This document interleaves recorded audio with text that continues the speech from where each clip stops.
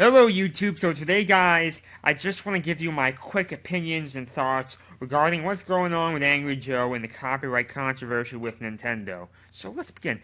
It's not going to be too long of a video, I don't have much to say here, but I just want to give my opinion here. So basically, if you don't know what's going on, Angry Joe recently received a Content ID claim, not a strike, but a Content ID claim on his Mario Party 10 Angry review. And because of that, he lost out on a lot of resources. He spent about 40 to 50 hours. Remember, time is a resource, guys. Especially for him, for a channel of his size. Time is definitely a resource, although you may not think of it like that. He wasted about 40 to 50 hours making the review. He spent about $900 getting complete Wii U setup. You know, he told all his friends about the game. He did all the stuff. He made a review. And yes, he received the Content ID claim. So basically, Nintendo received ad revenue for about 400 to 500,000 views, as well as, you know, all the other money he spent buying all the equipment. So that's the controversy. You know, he's very frustrated. He made a video. One thing I do like about the video he made, he was very civil. He never got really pissed off. You know, he used a few curses, and I don't blame him for using curses. I have no problem with curses. But he was not very excessive with his cursing or was very angry. It was a great video. It really was a great video. One of his best videos he ever made, because he maintained his composure and just gave real points on his topic. And because of that, guys, overall, I do take his side on the situation. I do definitely take his side. I do believe he's right. You know, you should have the right to, especially of a channel of his audience, he should have the right to make videos and monetize it. But there's one issue I have here.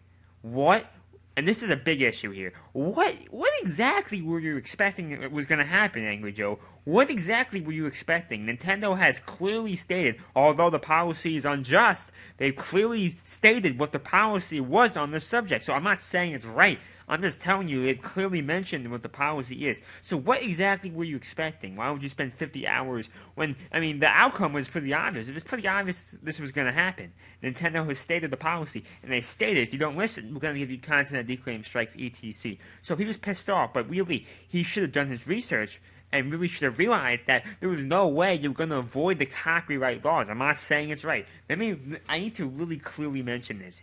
I'm not saying Nintendo was right, because they're not. They're wrong in this case. I'm just telling you the facts, and this is clearly going to happen. It was. I know he was not. You're not immune. You're not immune from the law here. Although the law is unjust, that's the law. So overall, that's my opinions here. He's right, but there's nothing he can do about it because Nintendo chose it. And one thing, guys, Nintendo is in their legal right to do this. Before we end this, let's just take it from Nintendo's perspective on this subject. You know, they pay a lot of money in terms of advertising, developer salaries, you know, so many different aspects.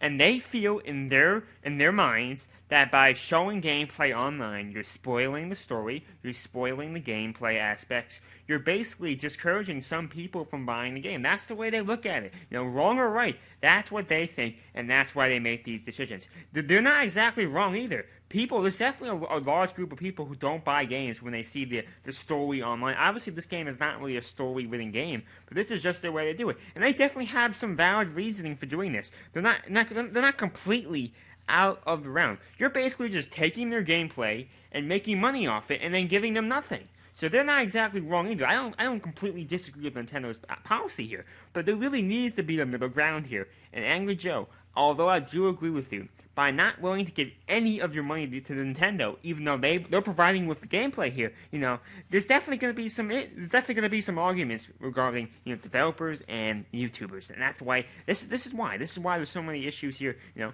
both sides have some validities, both sides have a reason to do what they do, and that's why it happens.